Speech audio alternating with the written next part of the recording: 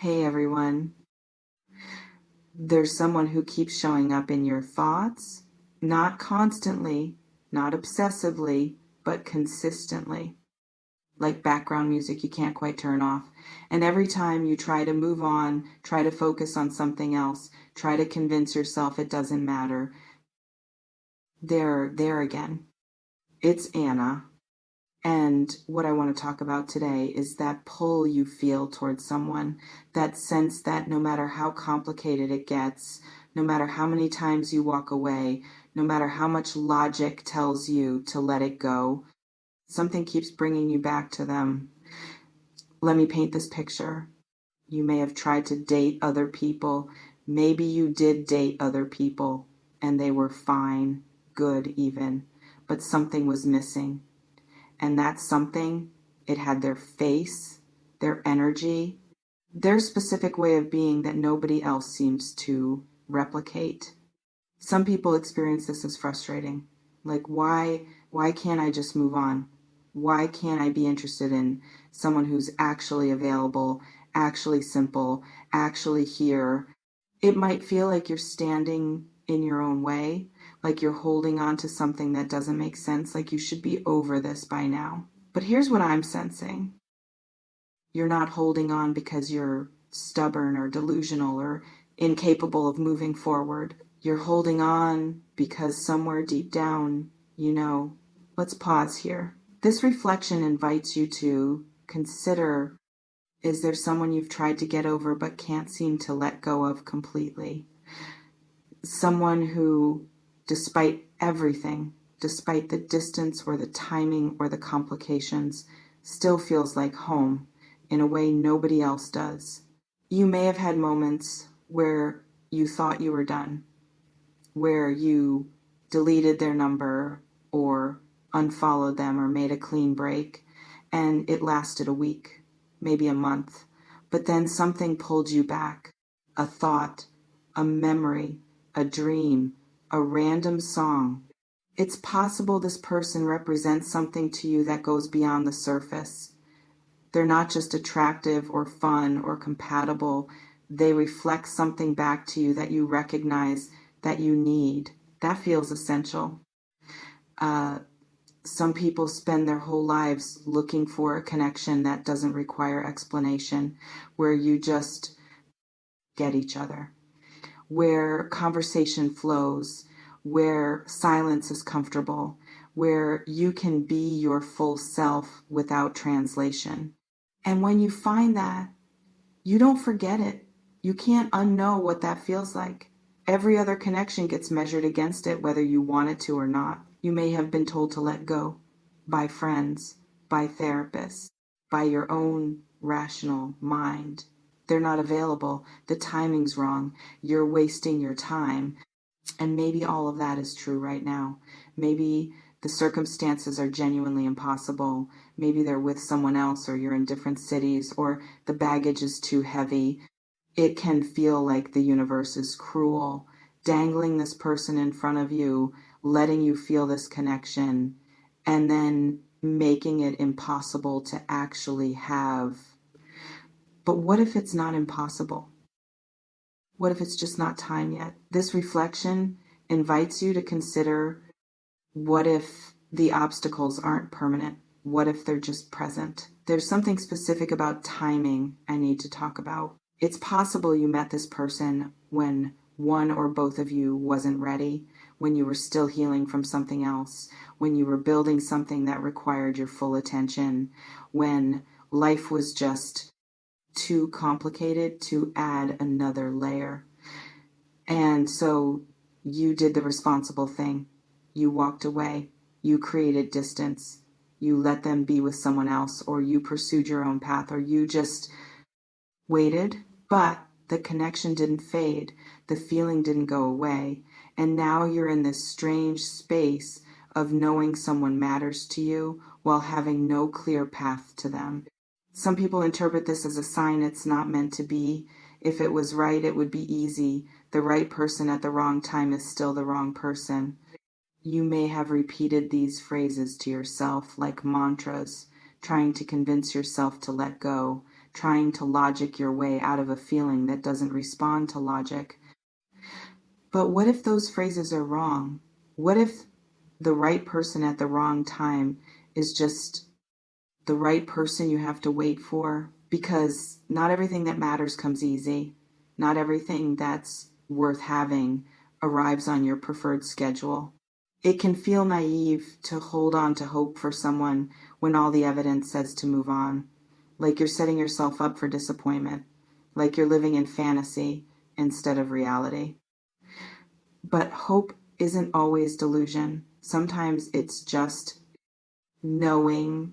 This reflection invites you to consider, does this feel like fantasy or does it feel like patience? Let me talk about what ending up with this person actually means. It's possible it means exactly what it sounds like. The circumstances shift, the timing aligns, the obstacles move, and suddenly what seemed impossible becomes possible.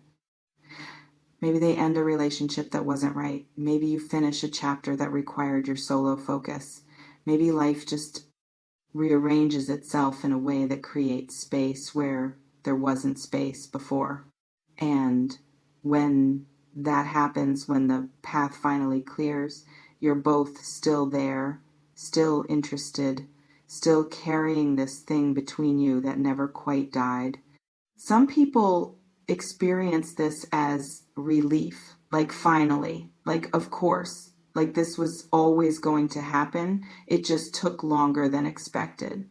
You may have moments where you imagine what that would feel like, the conversation where you both admit you never really let go, where you both acknowledge that every other connection was measured against this one, where you both decide to actually try this time. Or maybe ending up with this person doesn't mean romantic partnership. Maybe it means friendship, deep, meaningful, lifelong friendship. Maybe it means collaborating on something, building something together, being in each other's lives in a way that matters, even if it's not what you originally imagined. Because connections like this don't have to fit one mold. They can evolve. They can become something different than what you expected and still be significant. It can feel disappointing to release the romantic fantasy, like settling for less. But what if it's not less? What if it's just different? What if having them in your life in any capacity is better than not having them at all? This reflection invites you to consider, is less than #0. 5# is greater than would you rather have them as a friend or not have them at all. There's something about what you need to do in the meantime. It's possible the worst thing you can do is put your life on hold.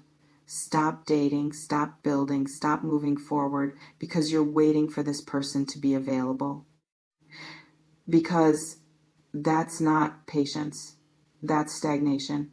And stagnation makes you bitter, makes you resentful, makes you less of the person they'd want when the timing finally does align. You need to live fully, completely, like someone who isn't waiting for anyone. Some people think that means forcing yourself to fall for someone else. But that's not what I'm saying. You can date without forcing feelings. You can be open without betraying what you know about this person. You may find that living your life without waiting actually makes the pull toward this person clearer because you're not desperate, you're not needy, you're just aware, aware that they matter, aware that if circumstances change, you'd be interested, but not organizing your entire existence around that possibility. Because here's the truth. If you end up with this person, you want to meet them as your best self, not as someone who's been in stasis, not as someone who sacrificed their growth waiting. It can feel like a paradox. How do you move on while still holding space? How do you let go while still caring? But it's not a paradox. It's just maturity. It's holding both truths. This person matters to me, and I'm living my life. This reflection invites you to consider, are you living your life or waiting for theirs to change? Let me talk about what might be holding you back from this person right now. It's possible it's not timing or circumstances, it's fear, your fear or theirs, fear of ruining the friendship, fear of the intensity, fear of what it would mean to actually try and have it not work. Because right now, in the ambiguity, there's safety, there's potential, there's the fantasy that if you did try, it would be perfect. But trying means risking that fantasy, risking finding out that the connection in reality doesn't match the connection in your mind. Some people prefer the safety of never knowing to the risk of knowing and being disappointed. You may be one of those people, and if you are, you need to ask yourself, is the fear of losing the fantasy stronger than the desire for the reality? Because you can't have both. You can't keep the perfect potential version and also have the actual relationship. At some point, you have to choose. And if the circumstances do align, if the timing does become right, if the path does clear, you'll have to choose then too. It can feel safer to stay in the maybe, but the maybe doesn't keep you warm at night. It doesn't build a life with you. It doesn't give you anything real. This reflection invites you to consider, if the opportunity came tomorrow, would you take it or would you find a new reason to wait? There's something about certainty I need to address. It's possible you want me to tell you for certain that you will end up with this person, that I can see the future, that I know it's going to work out. But I can't tell you that. Nobody can. The future isn't written. It's being created by the choices you and they make every single day. What I can tell you is that strong connections don't usually fade.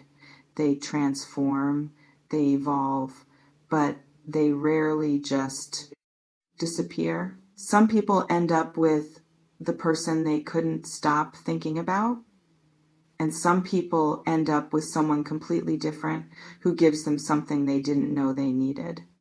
You may end up with this person, or you may end up with someone else who makes you grateful you didn't settle into a situation that wasn't quite right.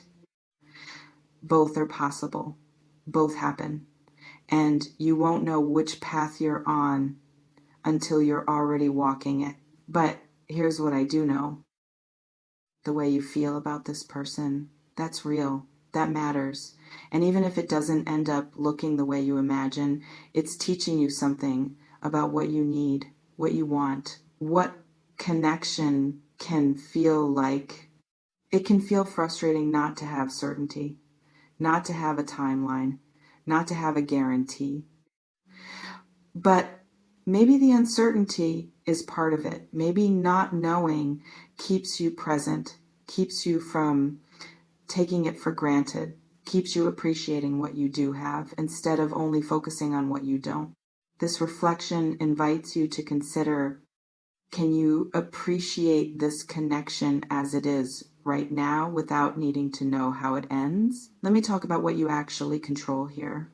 It's possible you don't control the timing, you don't control their choices, you don't control the circumstances that are keeping you apart, but you control how you show up, how you treat them, how you treat yourself, whether you stay open or close down, whether you communicate or shut down, whether you're honest or play games. You control whether you build a life you're proud of while you wait, or whether you let waiting become your whole identity.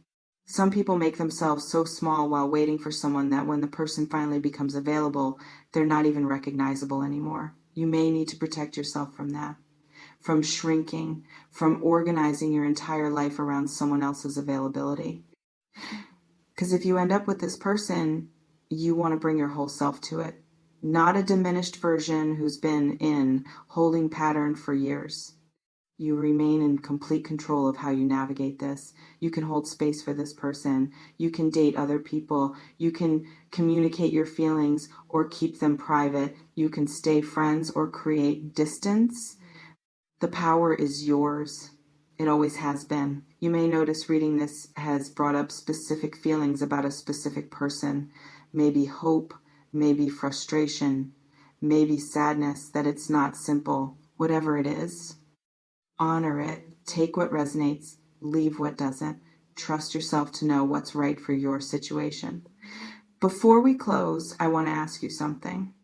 If you knew for certain you'd end up with this person, how would you live differently right now? Drop it in the comments if you want.